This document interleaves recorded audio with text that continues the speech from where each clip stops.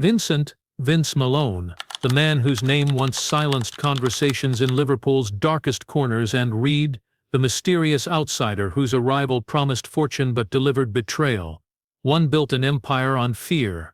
The other dismantled it with a single, calculated move. This is the story of how the city's most terrifying gangster met his end, not at the hands of the law, but through the cold precision of someone he trusted most. In the late 1990s, Liverpool was a city caught in a storm of change.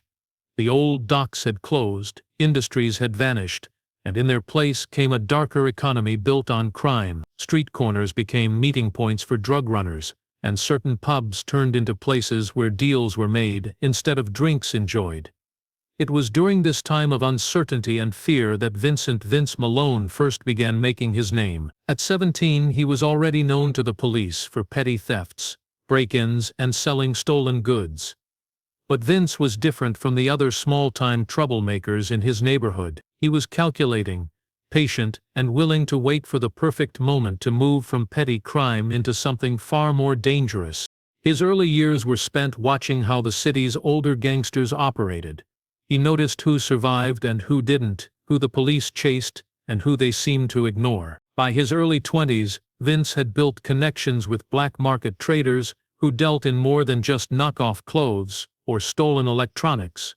Through them, he found his way into the drug trade, starting small with cannabis before expanding into harder substances. Every move he made was measured. He never carried drugs himself, always using others to handle the risk.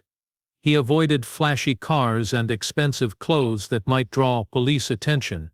His ambition was simple: control, not fame.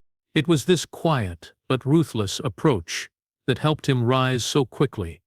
Within a few years, Vince was no longer the boy running errands for bigger criminals. He was the man giving orders. His territory began to spread beyond his home streets, reaching into the heart of Liverpool's night economy. He positioned himself in control of clubs, bars, and even security companies that acted as fronts for his real business. Those who worked for him knew the rules. Loyalty was rewarded generously, but betrayal was punished in ways that left lasting scars. If the traitor survived at all, Vince understood the power of fear better than anyone. He knew that violence, when used sparingly and publicly, could do more than endless threats whispered in the dark. When one rival tried to undercut his prices, the man's car was found burned out in broad daylight, right outside his own home. No one needed to be told who was ended, and no one dared to make the same mistake again. By the turn of the millennium, Vince Malone's name was spoken quietly, almost like a curse. Parents told their children to avoid him, and grown men avoided eye contact if he passed them on the street. His influence was everywhere but invisible. No paperwork or photographs tied him to the crimes he controlled. It was this mix of cunning, caution, and calculated brutality that made him not just another street thug, but a figure who seemed untouchable. For the police, he was a ghost they could never quite catch. For the people of Liverpool, he was the shadow that loomed over the city's darkest corner. By the early 2000s, Vince Malone had transformed from a shadowy street figure into the architect of a criminal empire.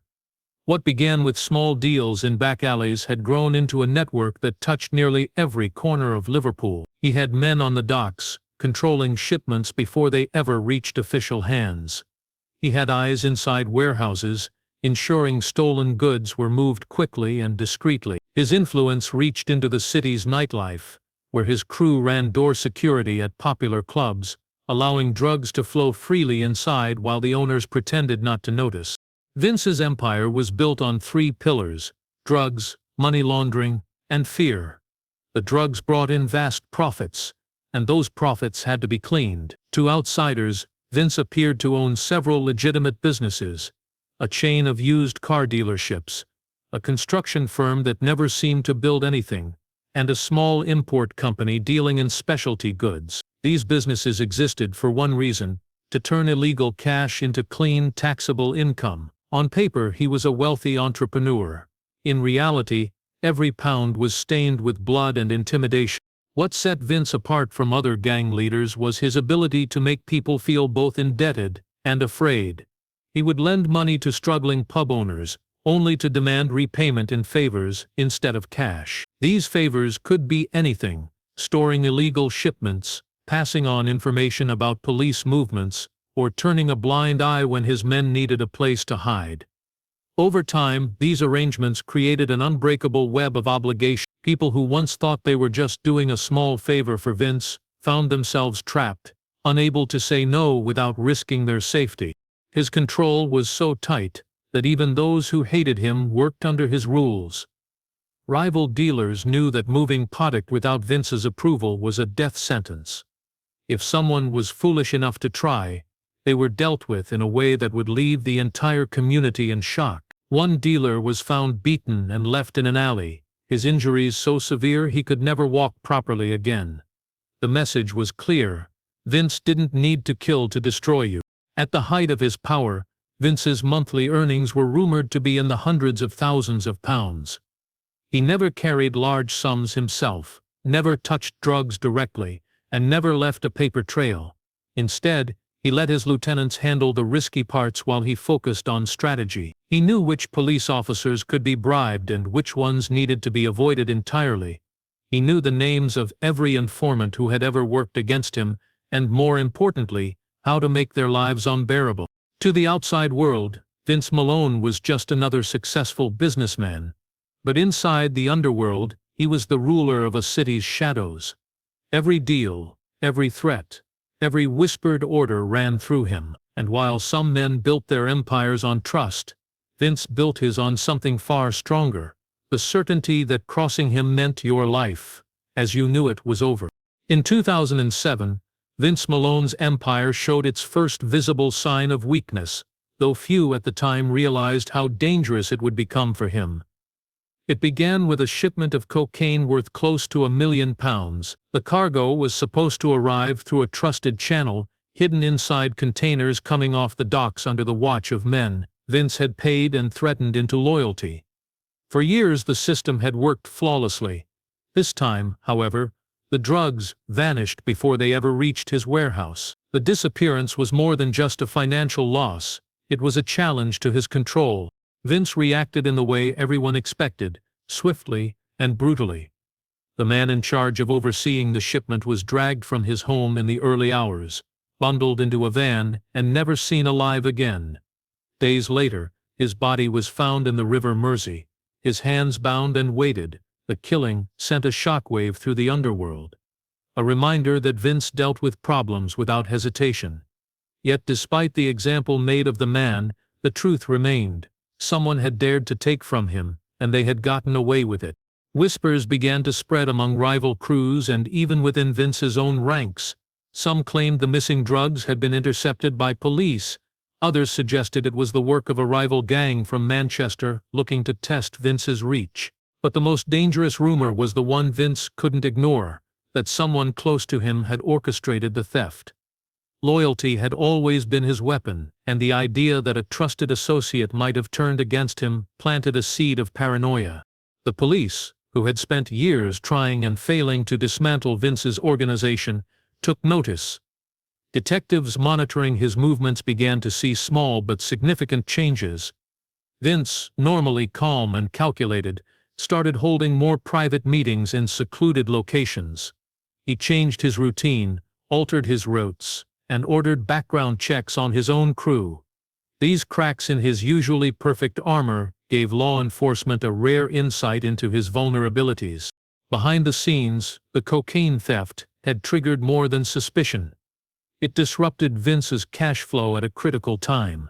Several large deals had been lined up with buyers expecting the shipment, and its absence meant delayed payments and growing tension among his business partners. Some began to doubt whether Vince could still guarantee the security he once promised. Those doubts were dangerous. In the criminal world, a moment of perceived weakness could invite challengers. For the first time in nearly a decade, Vince Malone wasn't in complete control. The missing shipment had damaged more than his profits. It had damaged his reputation. He knew that if he didn't find out who was behind it and crush them publicly, the fear that kept his empire standing would begin to fade. And in the shadows of Liverpool's streets, rivals were already watching closely, waiting for the right moment to strike. That winter, when the city's nights were long and the streets stayed slick with cold rain, a man named Reed arrived in Liverpool. No one seemed to know much about him, only that he came from London and carried himself with the confidence of someone who had been in the game for years. He dressed well, but not in a way that drew too much attention, spoke with an easy charm, and had a way of making even the most suspicious men feel at ease. For Vince Malone, who was still dealing with the fallout from the missing cocaine shipment, Reed's arrival came at a strangely opportune time. Reed presented himself as a businessman looking to expand into Liverpool. He claimed he could move large amounts of product into London quickly and without risk, using routes he had personally established through the capital. Vince, always cautious, ran quiet checks on the newcomer. The results were clean enough to convince him: no obvious ties to police, no reputation for trouble, and a track record of moving goods in London without attracting unwanted attention. To Vince, Reed seemed like a man worth knowing, someone who could help restore the flow of cash and strengthen his influence beyond Merseyside. What Vince didn't know was that Reed's story was only half true. He had indeed operated in London, but in recent years he had been working closely with a powerful Manchester crew who had been watching Vince's rise for a long time. To them, Vince represented a threat and an opportunity. If they could dismantle his operation and take control of his territory, their grip on the northwest drug trade would become unshakable. Reed's mission was clear: get close to Vince, feed his rivals the information they needed, and position himself so that when the time came, Vince's empire could be taken apart from within. Reed's charm made the job easier than expected.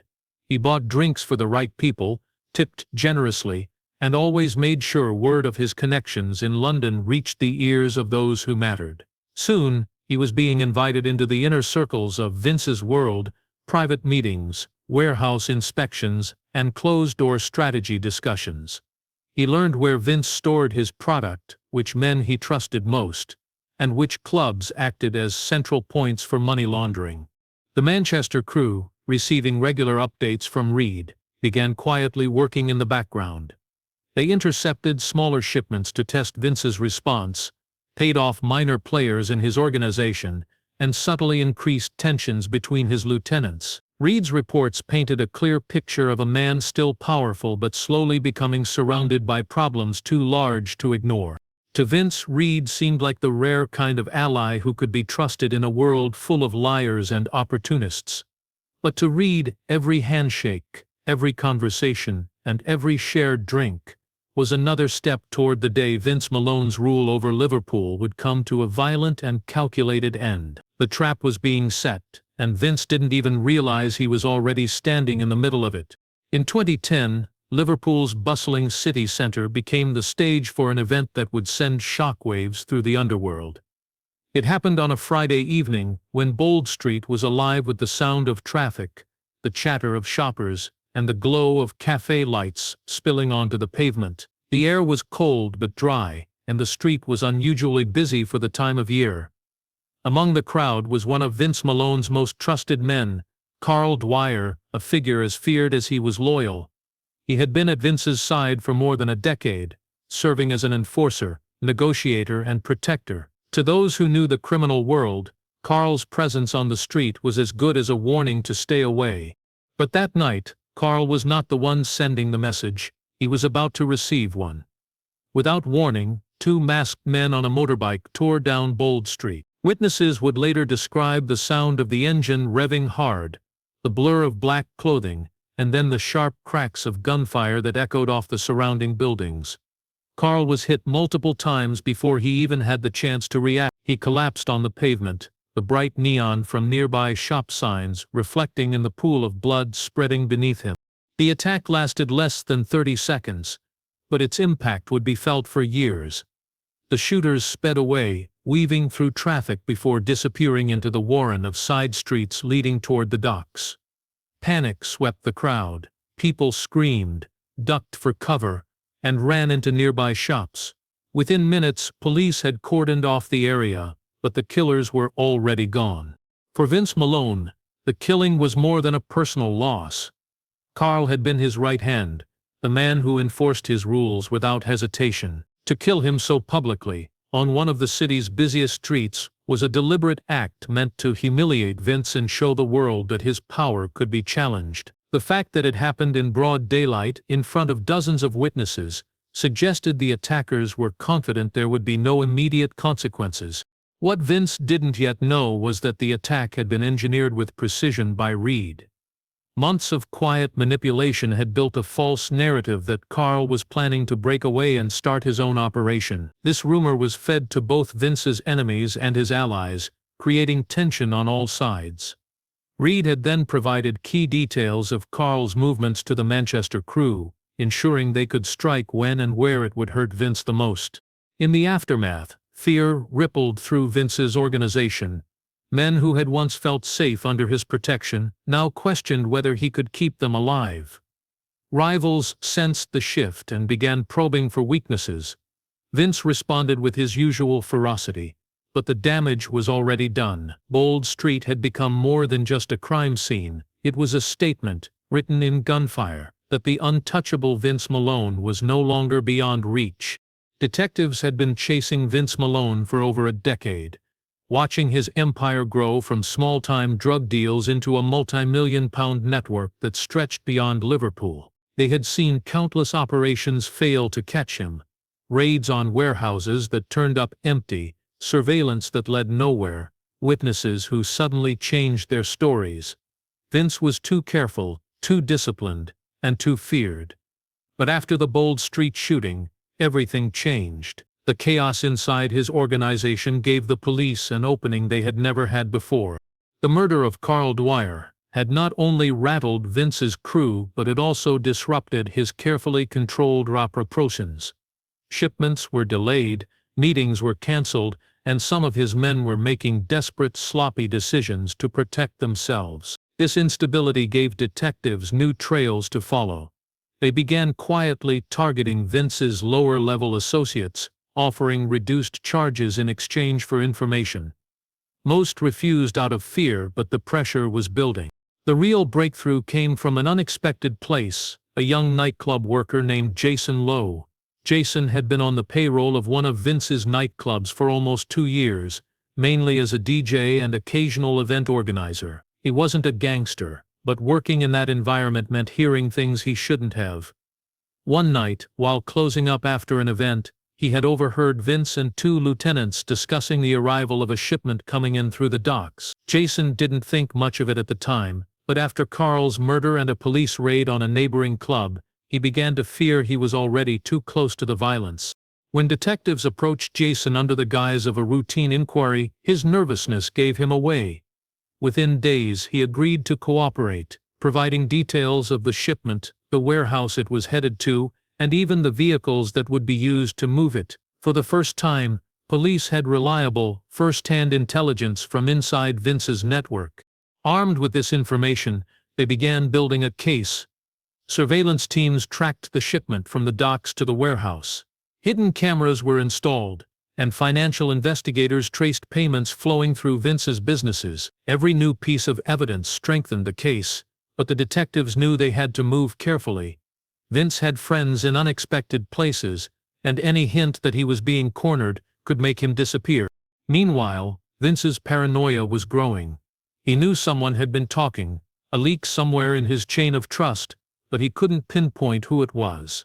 He started rotating his crew on different jobs, changing meeting spots, and conducting surprise checks on his own men. The tighter he tried to grip his operation, the more cracks began to appear. By late 2011, police believed they had enough to arrest him, but they wanted more. Something undeniable, something that would end his reign completely. They didn't yet know that fate, in the form of Reed's final betrayal, would soon hand them exactly what they were waiting for. In the early months of 2012, Vince Malone believed he was on the verge of rebuilding the strength he had lost. The cracks in his empire were still there, but the panic following Carl Dwyer's death had begun to settle. Money was flowing again, smaller rivals had been pushed back into line, and a promising new deal loomed on the horizon. That deal came from Reed, the man Vince had come to view as one of his most reliable allies. Reed spoke of a once-in-a-lifetime opportunity, a bulk shipment of high-purity cocaine from South America, already secured and waiting to be moved. The profit margin was extraordinary, enough to remind Liverpool who truly ruled its streets. Reed insisted the deal had to be handled discreetly. No big crews, no open discussions, just a small, trusted meeting to finalize terms before the product arrived. Vince, who valued control above all else, liked the idea of keeping it quiet. He chose only 2 of his most loyal men to accompany him. The meeting was set for a deserted warehouse on the outskirts of the city, far from prying eyes. The night was cold and damp, with mist creeping across the empty industrial estate. Vince's black SUV rolled slowly up to the warehouse, headlights cutting through the gloom. Inside, the place was dimly lit, the air thick with the smell of oil and dust. Reed was there, standing beside a metal table with a folder and a half-empty bottle of whiskey. At first glance, nothing seemed out of place, but Vince, always alert to danger, noticed the tension in Reed's posture, the way his eyes shifted toward the shadows in the far corners of the building. Before Vince could react, figures emerged from the darkness. Men armed with shotguns and pistols, their faces hidden behind balaclavas. They weren't there to negotiate. The Manchester crew had arrived, and the trap was sprung. In that instant, Vince realized what had happened. Reed hadn't brought him to secure a deal, he had brought him to be destroyed. The first shots shattered the silence. Vince's men returned fire, the echoes ricocheting off the concrete walls. The air filled with smoke, gunpowder, and shouted commands. Vince was hit in the leg early on but kept firing, trying to reach the exit. His 2 men went down quickly, one collapsing beside a stack of wooden pallets, the other slumping against the wall. It was over in minutes. Vince took 2 bullets to the chest, falling hard to the cold floor. He was still breathing when the shooters vanished into the night, leaving Reed standing over him for a moment before slipping away into the shadows. By the time police, acting on an anonymous tip-off, stormed the warehouse, the scene was silent except for the drip of water from a leaking pipe. Vince was barely alive, his breathing shallow and ragged. He died on the way to the hospital. The man who had ruled Liverpool's streets brought down not by the law, but by the betrayal of the one person he had allowed closest to him. In the weeks following Vince Malone's death, Liverpool's criminal underworld shifted at a speed that surprised even the most seasoned figures in the game. The man who had once been the unchallenged ruler of the city's shadows was gone, and with him went the fear that had held the streets in check for over a decade. His death at the warehouse was more than just the end of one man's reign. It was the signal for a complete restructuring of power. Rival crews, some from within Liverpool and others from Manchester and beyond, moved quickly to claim pieces of his territory. The businesses Vince had used as fronts were either taken over or abandoned, their staff suddenly free from the unspoken rules that had governed them for years. Police seized the opportunity with both hands. In the immediate aftermath, they launched a series of raids across the city, targeting safe houses, warehouses, and properties linked to Vince's organization. Several of his remaining lieutenants were arrested, their assets frozen before they could transfer money or flee abroad. Evidence gathered in the months before Vince's death, combined with the chaos after, allowed detectives to close multiple cases that had been stagnant for years. Drugs, weapons, and large amounts of cash were taken off the streets, but the victories for law enforcement came with an unspoken truth. The vacuum left by Vince's fall would not remain empty for long. For those who had lived under his shadow, reactions were mixed. Some breathed a quiet sigh of relief, feeling for the first time in years that they could go about their lives without fear of crossing the wrong person. Shopkeepers who had been paying protection money stopped looking over their shoulders. Club owners who had been forced into business arrangements with Vince could now run their venues without his men lurking by the doors. But there were also those who mourned him, not out of loyalty, but because Vince's rule, as ruthless as it had been, had also brought a certain order to the city's criminal economy. Without him, smaller, more unpredictable players were free to act, and disputes were settled with sudden, reckless violence. Reed, the architect of Vince's downfall, vanished without a trace. In the months that followed, there were rumors of him resurfacing in Spain, then in Dubai, each story less certain than the last. To some, he was a ghost who had cashed in his betrayal for a ticket to a quiet life, far from the streets he had manipulated. To others, he was simply biding his time, waiting to return when the dust had settled. Years later, Vince Malone's name was still spoken in Liverpool, often in hushed tones, more legend than memory. To the older generation, he was a reminder of how absolute power could grow from the smallest beginnings. To the younger ones, his story was a cautionary tale. Proof that no matter how feared, how connected, or how careful a man might be, there was always someone willing to wait for the perfect moment to strike. And when that moment came, even the most terrifying gangster could fall in a single night.